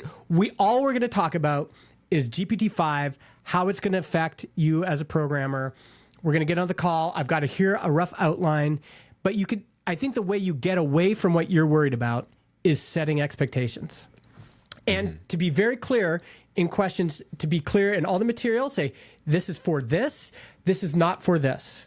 And if they ask questions during the live session that are more personal, like one-on-one coaching questions, you say, that's a great question. That probably doesn't apply to the whole group, but that would be a great thing for us to pursue in a coaching call. Like, here's how I would think about this or that, and let's move on. That's right. Yeah. And broadly, again, you're just trying to hit the 80% of what most people are struggling with. So if you set your expectations, what is really interesting about this is that the few sort of like sales calls that I've had with team leaders who are interested in team coaching, they literally describe this. Because I'm in these sales calls, they're really just research calls for me where I'm just asking questions like, well, what do you envision something like this looking like? And literally the guy yesterday was telling me this. He was like, well, maybe it's just like a 1 week thing where you're just available to my whole team every day for a week. You know, like, I mean, we did this with what's that point-based project thing that everyone was doing for a long time? Sprint-based planning or whatever. It has a name. Somebody's going to help me out. But we brought that Agile. Sorry, Agile. Agile. Or the Agile. Oh, okay, when Agile was a new thing, what did we do at my first software job in Edmonton? We brought in an Agile consultant. He came in every day for a week, and there was just a 1 or 2 hour session every day with that guy. Here's how you do Agile. And it was like, dun, dun, dun, dun. And then at the end, we knew how to do Agile. So teams do this all the time. Have you done it with a team yet? No. I did one very, very early on. I mean, that could be another but that good was way to more get of a into this coaching. is to just... It wasn't this. It was more of a coaching thing. But the you could do it with the team and then just take that same material. You get paid to do it with the team that just did that call with you, and then take that same material and do it for your YouTube audience. Yep. I like this.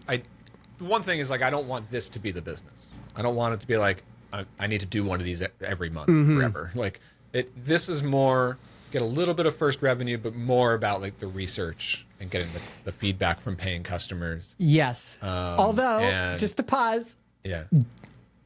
For that, it's also interesting to ask the question, what would need to happen for that not to be true? So you said, I don't want this to be the business. But if this was the business and it was bringing in $100,000 a month and you just had to do one of these a month, would you do it? I know that sounds like a lot of money to a lot of people, and it's a lot of money to me. I don't think I would want that business. Okay. I mean, to me it is just too much live commitment on my calendar and I don't like that. Yeah. I mean, I think I know that there are other businesses that do millions a year with 2 cohorts that run twice a year for like an intensive 2 months, and the rest of the year is pretty light. And that could be the model too. Yeah. And like that I could be open to that, but I don't like it as much as the idea of like every month I have a content funnel that produces 50 new paying members in my annual membership. Yeah. You know, the challenge though is, can that membership, like, is there enough pull from folks in terms of their pain? Because the other thing to realize is that if what people really want is a monthly cohort, and there's some other person out there that's willing to do it for $1 million a year, They would love to make $1 million a year, and they'll do it. That would become your competition. So your preferred method might be membership. Their preferred method is like, we're fine. They're fine with doing the live thing. Well, I like because also the membership can be combined with what we're talking about. Yes. Like I still think that the 1 week cohort as a first start is a great idea. Yeah. But like ultimately what the business could look like is like, I could do those, like, okay, this week GPT-5 just came out. Hey, members, let's have a live call about it this Friday. Like, it almost feels like an extra bonus that they didn't initially buy, but as a member they get access to. Yeah. Or just these are like upsells that like members can get the higher tier where you do get access to these like live calls or something. Yeah. You know. Yeah. Yep. But like I like it as like a component of the. Again, like I'm just promoting BuilderMethods Pro. Mm-hmm. That's the thing I sell. You get a bunch of stuff, and occasionally it includes these calls. Yes. You know? Yeah, I do like the idea of one offer that's consistently given, whether that offer is a membership, whether that offer is I just do a cohort twice a year and you better sign up now because they always sell out, whether that is I do these live cohorts every month and you can sign up for the next one. It's going to happen next month. And I feel like the businesses that do really well with that twice a year cohort thing, I think that they have a topic space where they could easily, where they do charge like $2,000 a seat. Mm-hmm. Yeah, I think it would have to be pricey. Yeah, and like that's where I start to question it. Like, I don't know if this audience, I don't think that this audience does have that appetite. Like, because the other thing about this audience right now is that like, yes, I focus on quote unquote professionals, mm-hmm. but professionals means a lot of things. I'm seeing it across the board, right? Like mm-hmm. there are older, more established people mm-hmm. who want to transition to the new way. And I'm seeing a lot of younger, they're not new to like, there's some people who are non-technical and but I think that they like my content because it's like, they feel like they're stretching into like, all right, now I can see what the pros are doing, and it makes me learn a little bit more as a non-technical. Yeah. But then there are other people who are professional, but they're more junior. Mm-hmm. So they're going up in their career. They don't have a lot of personal. I'm even getting some people like who are like employed right now, and they are fearful that they won't be employed soon. Mm-hmm. Yeah. So they need to learn AI. Yes. Privately, like not through their company. This is what I would be interesting to test for you is let's say that you did 2 small cohorts just, again, to get some revenue, to see, how much people want to pay for this, desire to pay. But test it with 2 separate groups. One is the individual contributor, who is an individual developer who's just worried about their job, worried about getting left behind, FOMO, all that stuff. The other group is this group you already have inbound with, which is the CTO and the teams. I think it would be very interesting, and price them different. Individual contributor is, let's say for 5 days is $500. The CTO, let's say it's $1,500. I think that would be fascinating to run those 2 and contrast it. I already see, you're right. And I already see the contrast in like, what's the problem? Like, what's the job to be done? Mm-hmm. Or what's the problem? Right. So for the contributor, it's like they just want to learn the tools, the workflows, mm-hmm. Get up to speed quickly and be proficient personally. Yep. For the leader, the big one, and this has come up multiple times from these people, is like, how do I get my team on board? How do I train my team? How do I champion this within my organization? What's the program that I need to get my developers to start to like? A lot of them are like, I try to ask them to do it, but they all kind of grumble about it. They don't like it, Yep. And so like, and honestly to that, like I hear that question and I want to solve that question. I don't know that I have the answers yet. Yes, but you do have an answer in the sense I sent you a message that I got from one of the leads at a very big tech company that everybody would know. And I showed him Agent OS and he was instantly like, this is really great.